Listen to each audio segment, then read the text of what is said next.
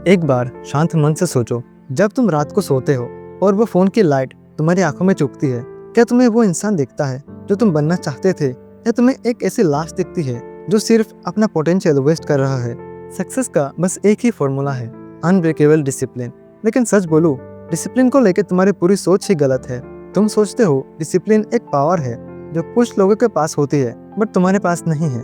Then you are wrong. ये कोई सस्ता मोटिवेशन वीडियो नहीं है जहाँ मैं चिल्लाकर बोलूं उठो और करके दिखाओ, यू कैन डू इट। नहीं, वो सब बकवास होता है। मैं तुम्हें तुम्हारे अंदर का वो बोझ महसूस कराना चाहता हूँ, उस वर्जन का जो तुम बन सकते थे लेकिन तुम्हारी लेजीनेस ने उसे मार डाला। आज हम डिसिप्लिन को साइंस और एवोल्यूशन की नज़र से देखेंगे। मैं तुम्हें वो सीक्रेट दूंगा जो तुम्हें एक ऐसी मशीन बना देगा जो इमोशंस की परवाह किए बिना अपने गोल्स पे रूथलेसली काम करेगा। तुम्हें कार चाहिए, बैंक बैलेंस चाहिए, रिस्पेक्ट चाहिए, पर सवाल यह है कि जब तुम जानते हो कि मेहनत करनी है तो तुम कर क्यों नहीं पाते? डिसिप्लिन इतना टफ क्यों है? इसका जवाब छुपा है तुम्हारे डीएनए में। डिसिप्लिन को समझने के लिए तुम्हें यह समझना होगा कि हमारा ब्रेन आज से 50,000 साल पहले डिजाइन हुआ था। हम इवॉल्व तो हो गए, पर हमारा दिमाग आज भी वही पुराना तरीके से काम करता है। दो कॉन्सेप्ट्स को ध्यान से समझो। फर्स्ट, इमीडिएट सर्वाइवल बायस। हमारे पूर्वजों के लिए कल का कोई भरोसा नहीं था, इसलिए ब्रेन का काम था एनर्जी सेव करो और आज जो मजा मिल रहा है डोपामिन, उसे लो। Second, cognitive as.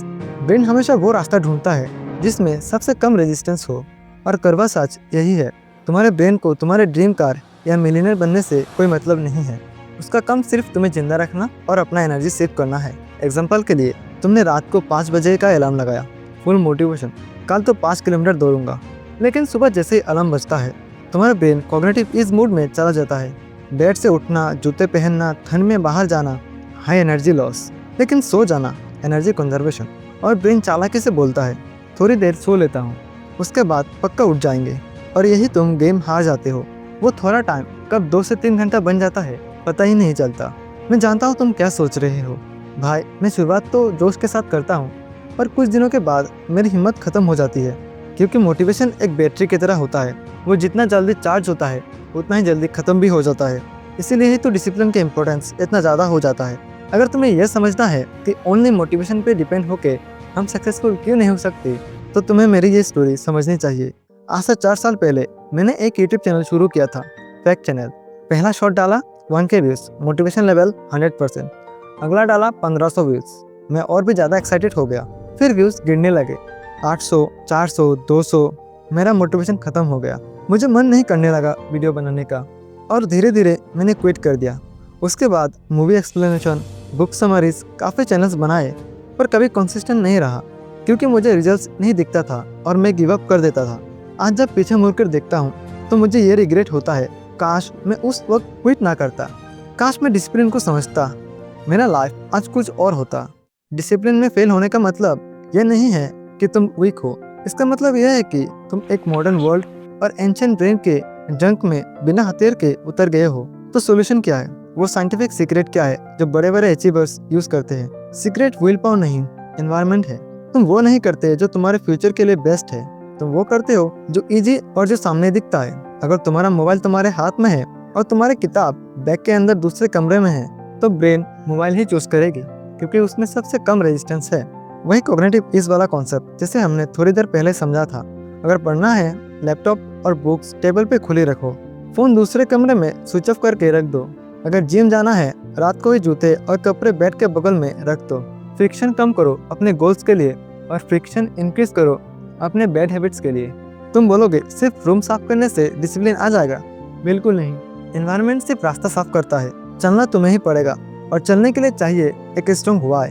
पढ़ना आसान है पर पढ़ने के लिए बैठना मुश्किल है। दौड़ना आसान है पर जूते पहन के बाहर निकलना मुश्किल है। यहाँ काम आता है तुम्हारा व्हाई, वो आग जो साइंस को भी फेल कर देती है।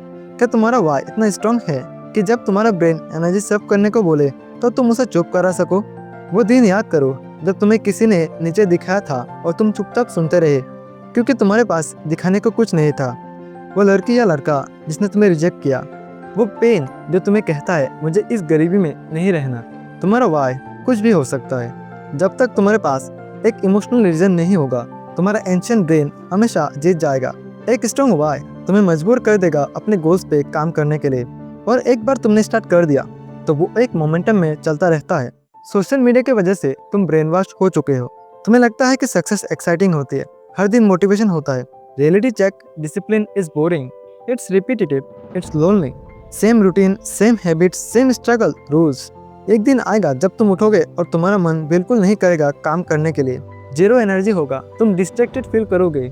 इनफैक्ट मैं आज भी ये फील कर रहा हूँ। लेकिन दोस्त, डिसिप्लिन का मतलब यही है ना, इन सब के बावजूद काम करना।